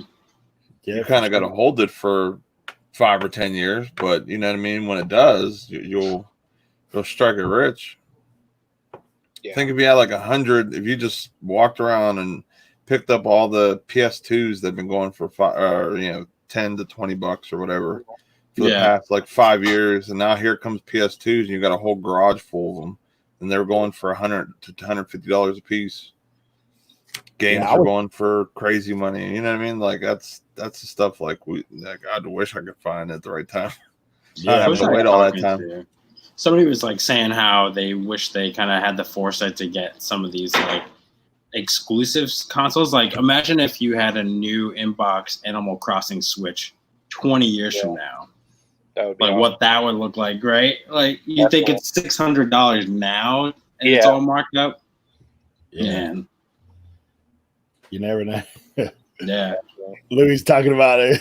You're gonna ride the wave till you get stuck with a basement full of Beanie Babies. Well, that's the thing too, like Mama. I went to a yard sale. I bet they had 10,000 Beanie Babies there, man. I was like, good luck. The question is, when does Funkos turn into the Beanie Babies? Is that ever going to happen? I don't know. Man. I don't know. What was the thing that made Beanie Babies not, be relevant anymore? Next thing came out. I don't know. I don't know if it was just like, why are we collecting these bean-filled little like plushies? Maybe that's what they thought. I mean, I don't know. What was it all the grandmas and aunts who were collecting them, all the Karens who were collecting them, they just kind of like got tired of it, get too old, or just ran out of money? I don't know. Maybe they ran out of colors in the rainbow to have them as colors. Yeah. And it's like, well, we ran out of colors, guys. What are we gonna do now? Mm-hmm. And then the bottom fell out like I don't even know, and it just fell out. It's crazy. I mean, you think I think it may be some think of early 90s sports cards. I mean, like they just mass produced and kept producing and kept producing. And it's like eventually, it's done. The one smart thing that Funko has done, and Michael brings it up here. Yep. Funko is more pop culture. So you may not care for like Beanie Babies. I mean, they did produce a little bit of culture into it, but more so I think Funko, like if you're a Star Wars guy, you're going to have the Funko Star Wars. If you're a Marvel guy, you're going to have the Marvels. If you like The Office, you're going to collect The Office, so they were smart in that for sure, and the marketing of it. But, right. I mean, everything's got a Funko. Like some of the stuff I've seen. Like, what is it? Tesla has like the cereal Funkos, like Toucan Sam and stuff. Like, I'm like, that's crazy. Speaking of which, you got one? This is the one Mr. Anthony sent me. Oh, giveaway. So awesome, man. The major from Ghost in the Shell. It's awesome. Major's hiding in the bushes. That's right. I appreciate it. I was trying to show it off. I don't know. Then my head's all up in the way. Whatever. Yeah, I didn't notice that. That's cool, man. Glad you like it. Yeah, it's one of those things. So, I know for me, what about collecting as far as personal collection? You guys have stuff that you're like, I ain't selling that. I found that's staying here at the house. I have an entire box filled with terrible Cleveland Cavalier autographs, and it's like it's literally like my secret obsession. Like, I have a really nice Anthony Bennett collection. And Anthony Bennett is considered by many to be the worst draft bust in the history of the NBA. Yeah. But he was drafted number 1 overall by the Cavs, so I have a whole bunch of his stuff. Are you holding out for a second wave retirement of LeBron James, like the Jordan run at the Wizards? I don't know what it is. Like for me, like people that collect Wii games for like the shovelware, like that's kind of what these Cavalier autographs are to me. So, and a lot of it's just like nostalgia. I grew up like being the only person in Pittsburgh that even knew who half of these players were. Yeah. There you Come go. get me, Anthony. I want to be in your horrible box. I would put him in there, even though he's now a member of the Utah Jazz. It's all right. He got the Cavs jersey on. I mean, He will be invited back for the playoffs. Unlike got that guy. Yeah. Or how about this guy? I hear he's pretty good. Yeah, he's all right. He's all right. He was a lot cooler before he went to that Los Angeles team. Nah, he's definitely better out in LA. Definitely better. Yeah. Look how good this jersey looks. You think sports cards, like the value, like how do you think it'll impact when sports come back? I think you're going to see a spike right off the bat. Yeah. What I've done is like I've tried to invest in some players I know are going to be in the playoffs, so that way like I can have a few short-term investments too. That way when the playoffs come, their stuff will spike. And then Dan said Cavs litter box. You know what? I would find all a litter box with the Cavs C on it if they made one. No, he's talking about the cards in the box. Oh yeah. Got plenty of litter in there and stuff. It's great doo doo. Like it really is hot doo doo. Like I even have graded doo doo in there. Like graded, I have a graded high quality doo doo. That's like autographed. They aroma test that stuff? Is that what they're doing? See just how happy it is. Pretty much, yeah. I think that like back to what you're saying about like the 90s sports cards kind of just like flopping and the mass producing and stuff like that. Mm-hmm. I think a lot of that was a combination of two things: the internet and just the mass producing. Whenever the internet came out, it connected it connected everyone together. So if say Anthony had the world's worst collection of Cavs cards or whatever, the biggest collection of Cavs cards, and I was a diehard, and I was a more diehard fan than he is for some god awful reason. And I'm like, Anthony, I'll give you like 3 cents for that box, and he'll be like, sold, because he'd rather have 3 cents, which I would too. And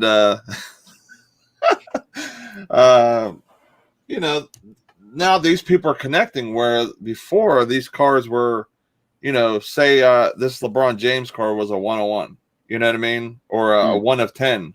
So it was basically, maybe in my area, I was the only person with this card. Now there's 10 of them. Now the value drops because it went from only one card of this knowing of where it was to now there's 10 of them, that 10 people are going to fight over the price, almost like an Amazon repricer thing, where it's like, well, I'll do it for 20. I'll do it for 19. I'll do it for 18. So you had a mass crash of everything falling down by the wayside because, like there was just all these cards and there was mass production of like Griffey's and Bondses, and there was only so many good people back then too. So, there with these cards like today, at least there's cards like say like this one where there's, it says like there's only, I can't really tell, but it says like, 23 of 25. So there's only 25 of those ever made. Before there was, you'd see some cards back even in the late 90s, for example, they would have a run of 5,000, like, like some card of 100,000 on them. Yeah. Like a limited run, Yeah. Limited run of only 10 million. Oh, thanks guys. Appreciate the short run. You know what I mean? So the value could never get right because the internet, everything was going on there from cards to everything. That's how eBay boomed back then, was the card auctions and all the other auctions and collectibles and everything else. And then once everything kind of settled, you know, all that like good stuff of auctions, everything kind of like fell the wayside as well because the demand was met by the internet. Yeah, it is kind of crazy to look at it. I actually met a guy a couple weeks ago. I was up picking out of town in like the Norfolk area, and I went to a flea market up there, like indoor flea market. And in this flea market, which this guy was totally out of place, but there's this guy. He's been in the card business for like 40 years, and he had all kinds of collectible. You guys would be going nuts if you went in this place. Like this dude has like a case of Zion stuff autographed in this like little rundown building, a flea market. I was like, man, it's under lock and key. That part in his store is as well, but. I was talking to him about that stuff too. He's like, some of it's making a comeback, like, but he said he goes, a lot of it was that, you know, overproduced, and then the internet hit, and then you know there's all that stuff. And he was talking too about, I mean, I don't know if you guys remember, but back in the day, it seems like to me like there was like 7 or 8 card companies putting out the same stuff to where it was kind of like not just the overproduced, but like now if I go into Walmart, there's pretty much Panini, Don Russ, like. Mm-hmm. There's not a whole like 10 different card companies trying to compete on the same thing. And that's the problem. There's a lot of lower end card companies in the 90s just flooding the market with just trash cards. Yeah, NBA hoops back then, man, is like we were just stacking.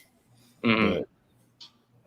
Yeah, it's just crazy how, you know, that happened and what it did. I mean, for me as a young kid, like me buying cards and this and that, and just seeing the price on every Beckett go down like every month to a $5 card to a 2 to a 1 to you know, it's literally like worthless. I mean, to me, that's where I quit.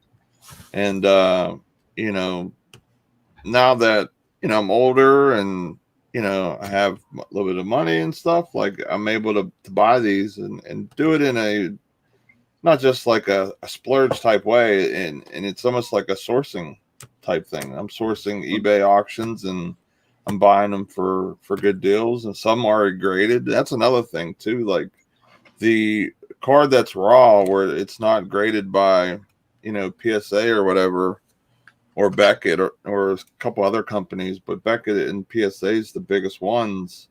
You know what I mean? Like, this is what people want, and this is where the value is, unless it's like a Kobe or something in like mint condition with no whitening or anything on the corners or damage or anything like that. So basically, like, if your card's not graded, you're not getting any of that value. So you have to get it graded and, you know, put the money out there to get the card to get where it needs to be. And if you go on eBay, there's cards ending every second and that are cheap. You get them graded and they turn into $100, $200 cards pretty quick, but you just have to know what you're looking for and kind of condition wise and just understand the market. A house or a car, essentially, when you're buying stuff raw to grade. Yeah, I mean, I bought Jordans that, you know, they're not rookies or anything like that. They're just, you know, the normal cards from, you know, the 90s, and they were like, someone was doing something on YouTube talking about the prices of like non-Jordan cards and which ones to look out for. And I grabbed 4 of them for like $10 total.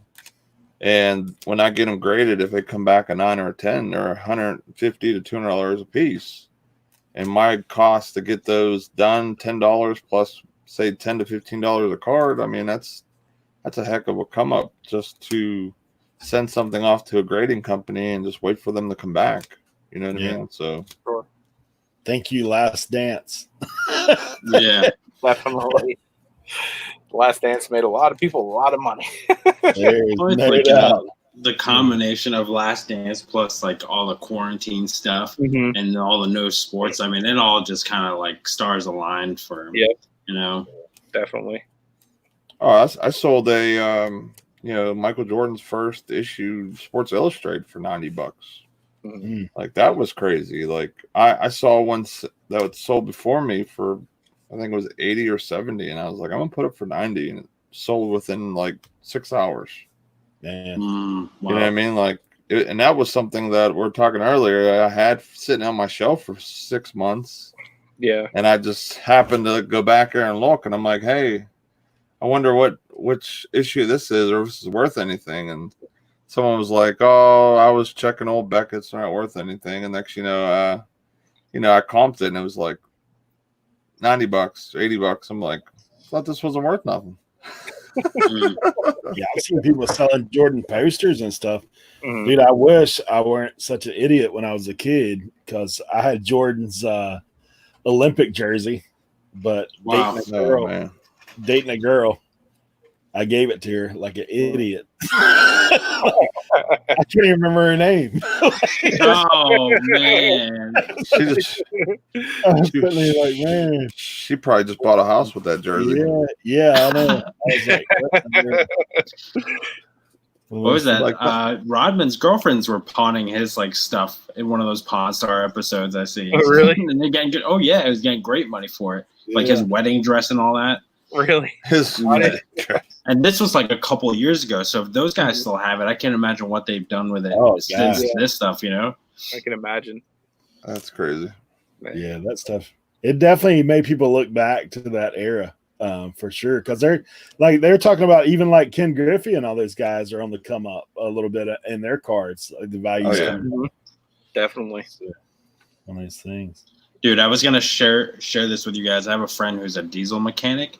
Uh-huh. And he like popped open the panel to the door in this guy's truck, and he finds a PSA graded Barry Bonds rookie card. It was an 8 out of 10, just chilling in there. It was in great condition. I was like, "What?" He was like, "Look what I found," because he knows I resell. Yeah. I was like, "What?" I showed Eric. I was like, "Can you believe this?" I'm like, "What are you gonna do?" I'm like, "Are you gonna tell him about it? Are you gonna keep it? Are you gonna accidentally send it to me?" Like I do consignment, just so you know, right? Yeah, seriously.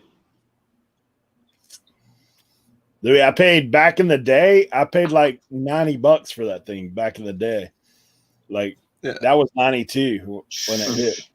Yeah, That jersey is probably a good $500. It definitely wasn't a house, but it's just over exaggerated. Yeah. But I mean, I would say easily. With it.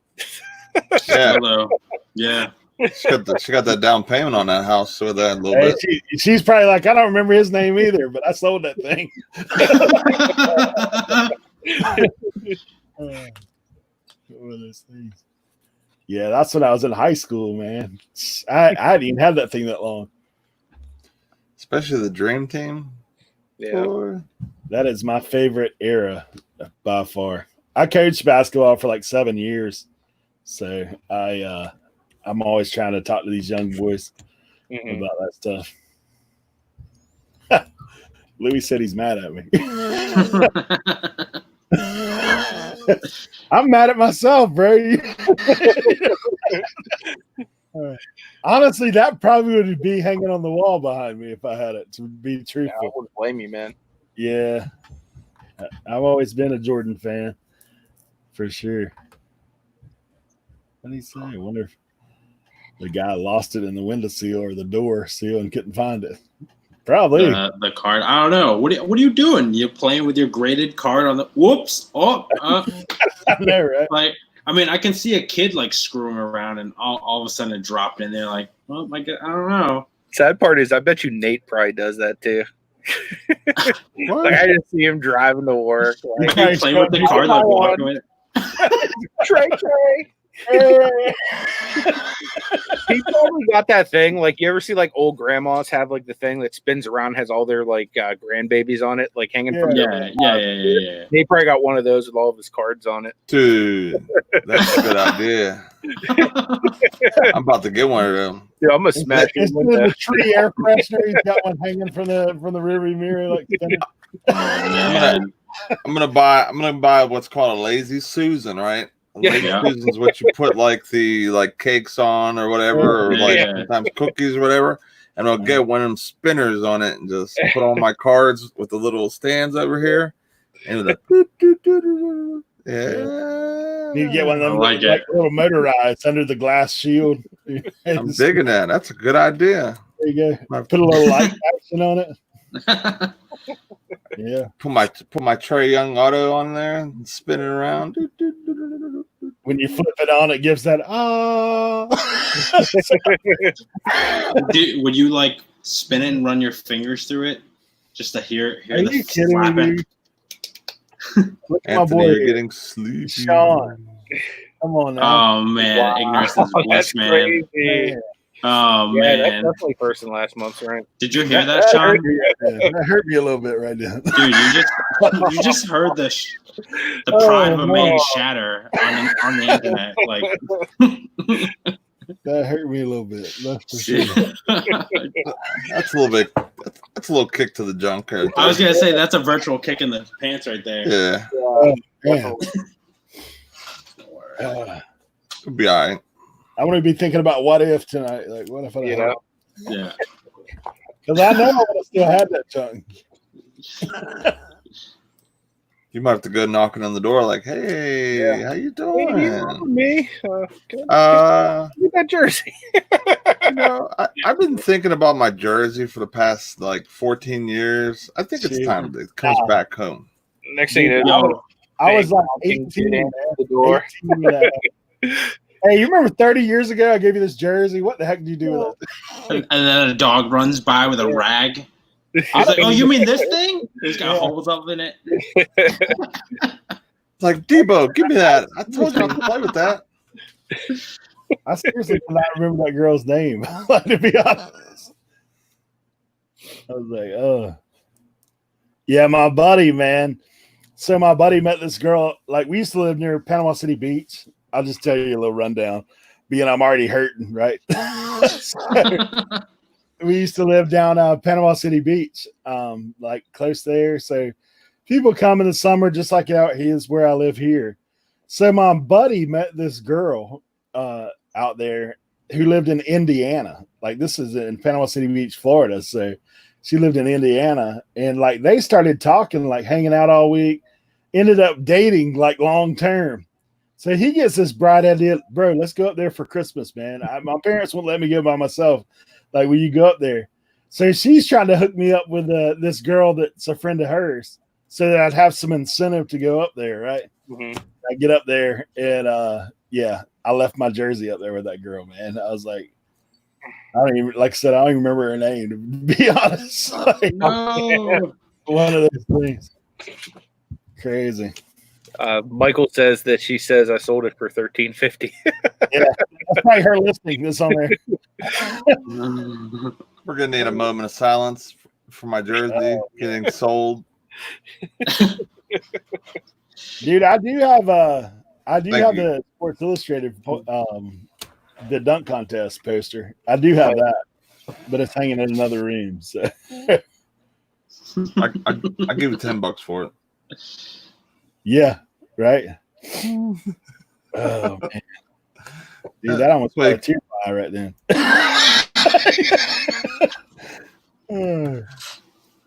All right, I'll give you $13.50. This way you get your jersey right back. $13.50. To leave it on purpose, dude. She was wearing it. So, yeah, one of those things. Eric's like, yeah, I'm gonna need you to take that off. Hey, I'm leaving. Yeah, Dan, this was the card I got 4 of for $10. These are like 150 to 200 if we get them graded. It's wild. This is just an awesome picture. Dunking over Union. I saw that. I was like, I got to get that graded. That look awesome. I think that was a card that had him dunking on Ewing, man. Like that Knicks dunk. Mm-hmm. That thing's sick. Oh, you mean the one from he went on the baseline? On the baseline, the one in the playoff. Yeah. I don't know if that. I know I don't know if that exact dunk was done or it was like the. It might have been on a poster back in the day. Oh yeah, definitely. It was definitely on a poster because I think I had that poster. Yeah, that's how we. My sister ripped it. I tell you the kind of sports nerd I was back in the day. So, my sister, man, I had my sister's 7 years younger than me. My brother is 5 years younger. But in my room, I had all the NBA guys up in there because I was a basketball geek back in the day. And so I would quiz them about everybody's nicknames and stuff. My sister, to this day, she's like, the one I remember is the mailman. I always think of it like the mailman, but back in the day, Hakeem the Dream, like Clyde the Clyde, all that kind of Malone. Yeah. I was like, yeah. Jordan. I thought it was Joey Bada Bing, the mailman. There you go. Mm-hmm. Joey's got get a little bit thicker to catch up Malone. It's great. Get more vertical. Man. Pigs drives off. He's trying to dip out now, man. We're at like where's funny.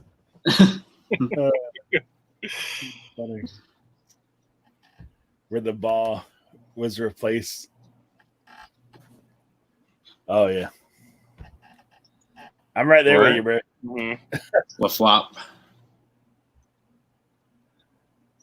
The question of the day: who invented the flop? Rodman? Lambeer, probably. I mean, Remember whoever watched soccer. Yeah, that's what it was. Soccer referees started crossing over, probably to basketball. Well, guys, we're getting close to the 2-hour mark. I mean, I definitely enjoy hanging out with these guys and talking shop, but want to respect you guys and your time as well. So, if y'all have any final questions or anything that y'all want to ask, or Sam, you got anything we haven't covered? I mean, where do you guys see your reselling going? Or how are you guys kind of using reselling to improve like your community? I guess because I know you guys are pretty involved. And you love the Pittsburgh, PA area, so definitely. As far as me, I think reselling is just going to always be something I do for income. I'm passionate about a lot of different things, like YouTube, obviously, reselling, ministry, those type of things. So I stretch myself out a little bit, but I definitely foresee reselling being a long-term thing. I essentially, I don't know if I really even said this. I might have said it on the show earlier today, but I'm going to be hiring one of my nephews to come in, and that'll be the first official employee technically I have. But I want to grow, but I want to do it in a way that I can mentor people. So that way, not only are they making money and they're helping me, but I want to be a benefit to their life too. So that's kind of the way I'm going with it. So I'm kind of going to be a little strategic in, whoever I bring in and stuff like that. Yeah. I mean, for me, like for my community, like my personal community, like around me, I hope to shed some light, letting some of these people that were knuckleheads like myself when I was young and dumb, that there's other ways that you can go get legal money. You know what I mean? Not have to turn to the streets, not have to go in the drug game, because there's nothing but lonely nights and just bad days in those sales, and a lot of bad things can happen, from death to prison to so on and so forth. So if I can reach out and help some people, and that's where I hope to get some of the employees and stuff that I have, like almost like how Anthony was saying, from like a mentor standpoint, or like hey, come check out kind of what I'm doing, and help me and be like an intern in a way. You know what I mean? Not like a long-term intern, but like a short-term, like this is what I'm doing, you could do it too. Just turn your life around, and this is what you could be doing. Like, kind of give them, like I always say, show them how to fish, because I don't want to show them everything that I'm doing, because then that would hurt my business. But show them, like, if you do things correctly and treat it like a business, this is what it can be. Well, this is what you can be. Right. I wasn't far from your shoes not that long ago. So honestly, like from a standpoint, if I can help people in my community get out of the drug trade, get out of the guns and the violence and the nonsense and be productive and pay taxes and all that great stuff. I mean, honestly, it's my way of making the world better and not just, making myself better. You know what I mean? And Perfect. If I could do that, I think that would be amazing. Because I've been there, you know what I mean? I can give them a little bit of a guidance, what helped me get through it and everything else. So, I mean, from a standpoint of just business in general, I hope I'm going to be doing this kind of the same thing Anthony was doing, because of course me and him talk, and we always talk about how we can grow things, how can we get bigger, better, but not where it's too much of a risk, we have too much to lose type thing. Mm-hmm. And bringing somebody for a couple hours a week or I mean even a couple hours a day to do something that we're only 75% as good as us would be better, because now we're being able to do something where we're the best at what we do.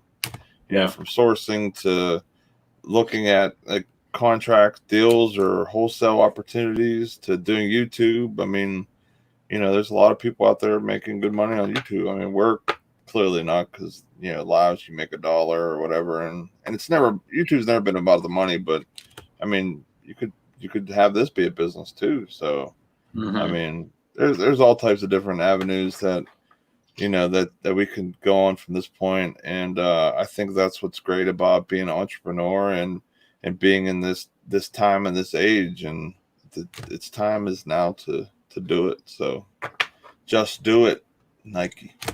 Definitely. So Myra was asking, is paying taxes necessary? Yeah, I believe it is. Like, if you're having a legitimate business, you definitely want to pay taxes, just because you don't want to jeopardize the business. Yeah.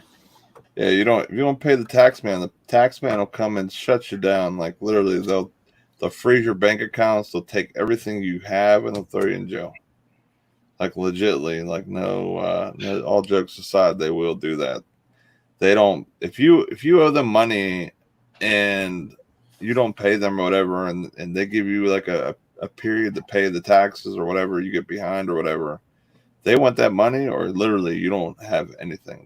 They'll freeze all your bank accounts, from your personal to your, well, I don't know about personal, but at least your business. I mean, and if you shut your business down, that's the fastest way to do it, is by killing your cash flow. So I wouldn't be surprised if I could touch your personal money too, to be honest. I mean, government can kind of do what it wants because it's the government. So just like I always say, just when you're doing this, like, even if you're doing it as like a little bit of a side hustle or a hobby or whatever, treat it like a business, because when it becomes a huge business, then you're doing things as business, and then you're just doing things as per normal, and just do it right. Treat it with respect. And if you put respect and time into it, money will be flowing out and you'll have success. It's when you're cutting corners is when, next thing you know, you're not in business anymore for XYZ. You know what I mean? There's just, things can derail really quickly. And just treat it with respect. And that doesn't mean just Amazon. It's all platforms and business in general. For sure. I actually have a guy that works in one of my local thrifts that every time I go in there and that guy's in there, he's like, "Oh, you're the guy selling on eBay," because I don't mind telling people, but he's like, he tells me the same story all the time. He's like, "Man, I was selling on eBay. I sold like 20 grand, and then I didn't pay taxes and got like dinged." I was like, "Well, there you go." Like, pretty obvious. You got to pay taxes, bro. Like, they're garnishing my wages and stuff. I was like, well, eBay does report stuff. Like, you need to be mindful. I mean, like you say, great advice. It's the only way they could get Capone. Just remember that. Yeah, it's the only way they could get Capone. That's it. On taxes. Miss Janet, I'd seen Anthony dropped the email as well. If you need any help, I mean, feel free to reach out. And I'm sure this being said for everybody, like, one thing about the reselling community is it is a lot of people that are willing to help, for sure. And just, if you need some advice, feel free to reach out. It's no problem. we all started in the beginning, so really there is no questions that we probably haven't. We're all learning too, so who knows if your question teaches us something in the meantime, you know? So yeah, there's never someone that can say I know everything in reselling, and that's why I really love it. Yeah, that's why I really love it, because you know what I mean. It doesn't get monotonous and boring, because if you know everything, then it gets boring, honestly, to be honest. You know what I mean? Like, and I'll definitely tell you I don't know everything, because there's no way to. Yep. Right. Yeah. I just threw in a link to our Facebook group too. It's a great place for other resellers, content creators, and also if we're doing any type of events, or if you just want to get a hold of us too. If you would like to join that, just click it and we'll submit you right in, and it's free, of course. So you get that free 99 help. There it is. Yeah. It is one of those things. I mean, I did say, I don't know if we were talking at the same time, but the thing that I've always heard with anything, I was like, if somebody tells you they know everything about something, then you need to not listen to that person, because they obviously know enough to realize they don't know everything. Exactly. There is people that are very knowledgeable, and also the landscape is constantly changing. I mean, like, unless you're up on everything that's going on, there's new things that happen all the time. So it's one of those things we're all continuing to learn, and the more we learn, the more successful we become. I know that's some of the things that these guys do on their own show, is they're bringing, you know, knowledge as well as the community thing, to where it's like, hey, if you need help, like for real, reach out. And you know, for me and Sam, like doing this show is mostly about like, hey, we're trying to teach and learn at the same time. Like, you know, for us, we're bringing people on from all over the reselling community because there's never something that you can't learn. I mean, there's things that you pick up on, and that's what we want to do, is constantly be learning. So, yeah, definitely. I mean, not that long ago, I was right there. You know what I mean? Like questioning, can I do this? Is this a viable idea? Lurking in chats, then talking. Now look, I'm doing content, I'm selling on Amazon, and you know, I like to think I'm doing pretty well. And you know, it take baby steps, and then you'll get there. It's not a marathon, it's not a race. Everyone does it at their own pace.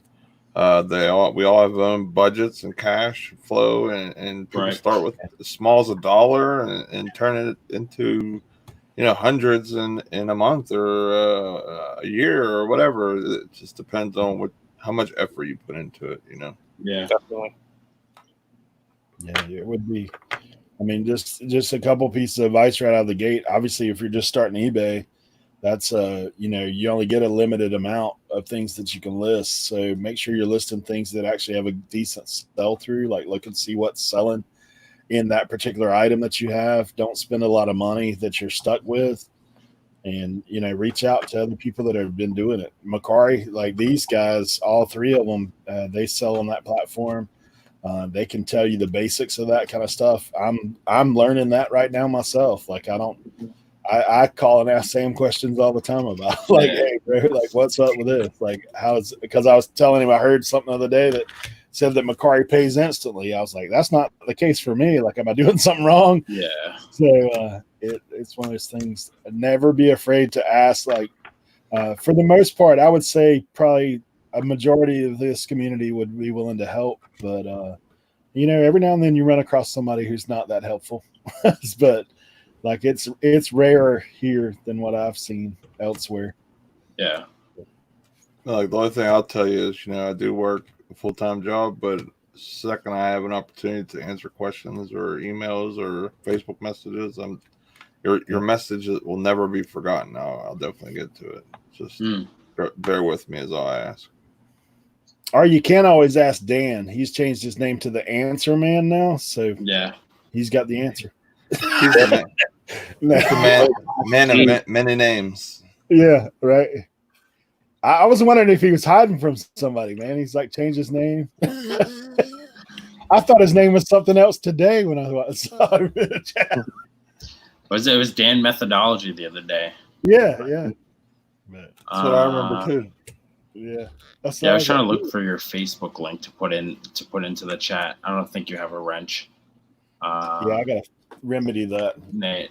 But yeah, definitely search Ecom and Beyond. I'm on there too. I think the one thing that you guys are awesome at, and I think I think Grimes has done it for you guys, is kind of giving you guys the push, and I see you guys doing it all the time for other smaller, other content creators. Kind of like what we're doing, exposing other resellers to their world, their channel, their niche. Definitely. And, I think that's awesome, man. I think from what I've heard of like the generation before us, it wasn't as kind. A lot of folks probably kept a lot of things to the chest, which is fine. But I see now in like our generation of folks, people are constantly promoting each other, helping each other out, looking out for each other's backs, and kind of being each other's support group and cheerleaders. So it's been cool to see. Yeah, it's such a lonely space, man. Like the more people you can have in your corner, the better, And I know a lot of the bigger channels, like I'm pretty sure a lot of them started the same way we did too, with like cross promoting and stuff like that, and can't fault somebody one way or another whether they choose to promote or not promote, but there's still plenty you can learn from them either way. That's right. The hardest thing to do when you create a channel is turning on the camera, going live, or doing a pre-recorded, and 24 hours go past, or 10 minutes go past of a live video, and you have no one in your room. That is the hardest thing in the world. So, if you're someone that wants to have support or have us support you, as long as I'm awake, which I only sleep about 4 hours a day, and the other time I do is work my job, of course. I'm going to be there to support people and show love, because, I wouldn't want it any other way, It's all about supporting each other and going for each other's goals and networking, and, never know when someone, you meet, or someone that you talk to on a daily basis might have the answer you need for a business thing or a personal thing or whatever. Connections are so valuable, and relationships as well, especially in this type of business where all the big time companies and stuff are getting bigger. The middle companies that were doing decent are now hurting, and now we're turning into the bigger companies. If you really think about it, how this is all turning out. So working with one another and helping one another is all going to make the economy and our businesses as a whole run a lot better. Absolutely. For sure.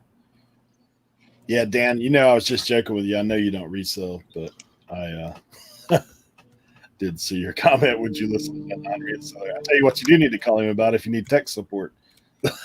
He knows about Apple specifically. Yep. But nice things. Well, guys, if no one's got any more questions, we're gonna dip out of here, and we do appreciate all you guys that are here. If you guys have any final, I just want to say thank you for having us on. I appreciate it. Thank you guys. Definitely. Yeah, we're in the same boat, man. As always, we enjoy it. If you are not subscribed to Nate and Anthony, like I said, their links are in the description of this channel. Make sure that you do that and make sure that you're on them. And then also, man, they do their show. It's usually 10 o'clock every day, Monday through Friday for sure. And they're there. And I know they do a lot of other stuff as well. They both have independent things that they're doing, card breaks and other things you can get in there and get involved in. And as always, we do thank you guys for being here. It's always a pleasure to be able to see people come in and listen and learn and share. So I appreciate being a part of this community, and I second the things that these guys just said. Myself, and I know I can speak for Sam as well. Like we're for the community. Like in fact, Sam will send me messages sometimes, or I'll send him messages. Hey, this guy's got a show on. Because we've all been there. Like we've all been where we're sitting in the room by ourselves going like, is anybody going to show up? That things. So like I'll pop in and watch, and I try to get around to guys that I've seen in my chat and other things too. And like, obviously you can't get to everybody all the time, but I like to go and try to show a little support to all those, especially you guys that are supporting me as well. So thank you guys for being here. We appreciate it. And we will catch you next Friday. We will have Colton and Courtney, Redneck Resale. If you don't know about those guys, stay tuned. You will. Yeah. And go subscribe to them as well. But they'll be on next Friday at 8. Until then, you guys have a good evening. Good night. See you guys. Good night. Get that money.